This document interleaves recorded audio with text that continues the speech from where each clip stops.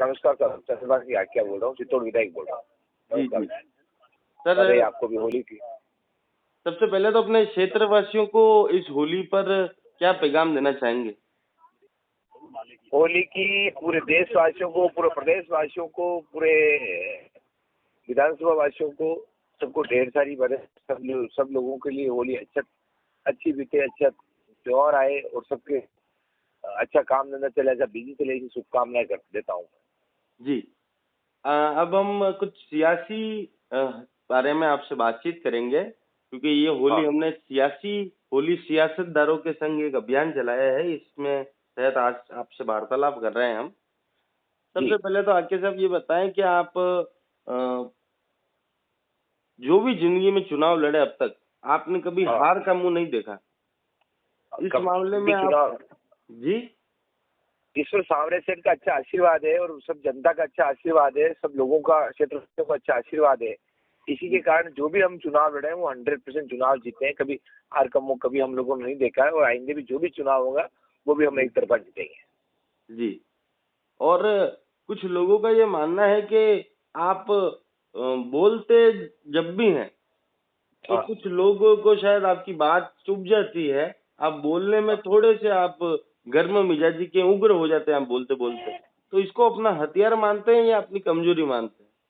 नहीं नहीं नहीं, ऐसा कोई नहीं। मैं स्पष्टवादी हूँ, जो भी बात करना है वो सामने कहता हूँ, पीछे से कोई बात नहीं करता हूँ। जिसको भी जो कहना है वो जी बात क्लियर कट कहता हूँ, कोई मन में बात रखने वाली नहीं है। इसलिए कि हो सकता है किसी को बात चुप जाती है, जी वरना मैं शुरू से मेरी ये रही है, स्पष्टवादिता रही है। जो भी बात करना है वो सामने कहना और क्लियर कहना है। जी। आपने, अगर हम गलत ना कहें तो आपने सुरेंद्र सिंह जी जाड़ावत साहब को आपने हाँ 2 हाँ। बार चुनाव में शिकस्त दी, पर आज तक कभी भी ऐसा नहीं हुआ कि आप दोनों कभी आमने-सामने एक दूसरे के लिए कुछ बोला हो आपने। पर इस बार जाड़ावत साहब ने आपके लिए कुछ अल्फाजों का इस्तेमाल करा कि अगर आप कांच के महलों में रहते हैं तो दूसरों के घर पे पत्थर ना फेंका करें। तो इस जो वाक्य है, इसको किस मायनों में देखते हैं? एक्चुअली क्या है कि वो छोटी मानसिकता के लोग होते हैं, वो छोटी बातें करते हैं। हम बड़ी सोच वाले हैं, हम छोटी बातों में इस प्रकार की बातें हम नहीं करते हैं, क्योंकि उनकी मानसिकता 2 बार वो चुनाव हार चुके हैं। एक बार 12,000 वोटों से हारे, दूसरी बार 24,000 वोटों से हारे हैं। तो उनकी मानसिकता इसी तनावपूर्ण स्थिति में रहते हैं, इसलिए वो ऐसी भावुकतापूर्ण बातें करते हैं। जी। और कितना क्या है तो वो जनता ने पहले भी बता दिया। आज्ञा साहब, आपने अभी एक अभियान चला रखा है जिसके तहत आप भूमाफियाओं के खिलाफ आपने एक उग्र मतलब आंदोलन कर रखा है भूमाफियाओं के खिलाफ।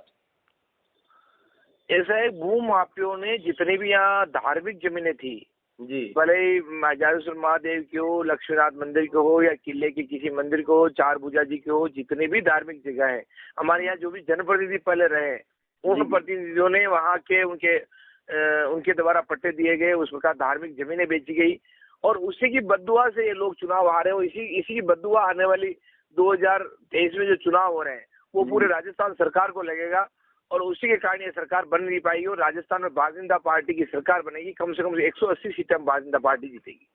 जी। अब इन सियासी बातों को यहाँ समाप्त करेंगे, पर अब कुछ तंज भरे सवाल आज से पूछेंगे। और होली है, आप भी बुरा ना माने और हम भी उस बात का बुरा ना मानेंगे। कुछ तंज भरे सवाल आपके लिए। अगर आपको राजस्थान का बाल ठाकरे कहें, क्योंकि आप अपने आप में एक बाहुबली नेता के रूप में भी पहचाने जाते हैं, तो इस बात में कोई संदेह है या नहीं, हाँ या ना? बाहुबली नेता में नहीं है, मैं जनता की सेवा करता हूँ। मेरे से ज्यादा सिंसियर एमएलए को 200 एमएलए में कोई एमएलए नहीं मिलेगा और मैं जनता की सेवा में रहता हूँ। 24 घंटे सुबह 4:45 उठता हूँ, रात को 12 बजे सोता हूँ और जनता के बीच में रहकर जनता की जिस प्रकार सेवा करता हूँ इसलिए जनता का प्रेम मुझको मिलता है और इसी कारण उनके मैं साथ रहता हूँ जी। और जनता के हृदय में बसा हुआ हूँ। दूसरा सवाल आपसे पूछना था कि अगर गुजरात और हिमाचल प्रदेश के तर्ज पर चुनाव होते हैं राजस्थान में, तो कई विधायकों के टिकट कटेंगे। क्या आपको लगता है कि आप भी उनमें से एक हो सकते हैं?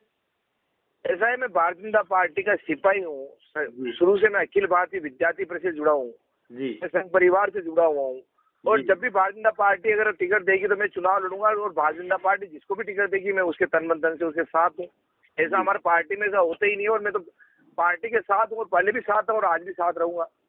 जी, एक अंतिम आपसे बात जाननी थी कि मेवाड़ में अभी एक बहुत ही बड़े कद्दावर बीजेपी के नेता जो अभी हाल ही में आसाम के राज्यपाल बने माननीय गुलाब चंद जी कटारिया, हाँ उनकी हाँ। उत्तराधिकारी की जगह पूर्णतः तक खाली है। अभी हमारा सर्वे पार्टी का जो सर्वे है उसमें आपको उनके उत्तराधिकारी के रूप में एक प्रबल दावेदार के रूप में आपको देखा जा रहा है। इस बात को कैसे देखते हैं?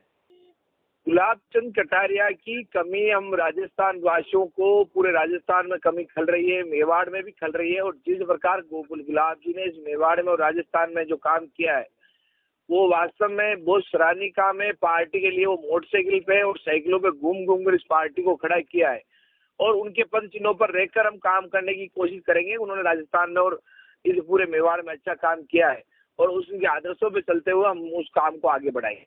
आपको स्पष्ट जवाब देना है सर, और मुझे पूरा ध्यान है कि आप बेबाक हैं और पूरी ईमानदारी से जवाब देंगे। आपको उत्तराधिकारी के रूप में देखा जा रहा है या नहीं, हाँ या ना?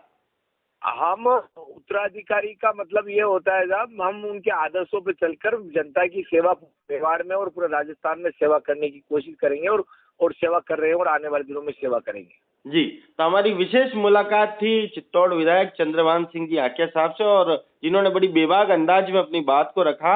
इस सियासी होली के मायने अलग हैं। क्या इस बार भी ये मेवाड़ के जादूगर कहे जाने वाले, छोटे जादूगर कहे जाने वाले सुरेंद्र सिंह जी जाड़ावत को चुनावी शिकस्त दे पाएंगे? क्योंकि इस बार इन्होंने दावा करा है कि इस बार अगर ये दोनों आमने सामने चुनाव लड़ते हैं तो ये 50,000 वोटों से उनको चुनाव हराएंगे।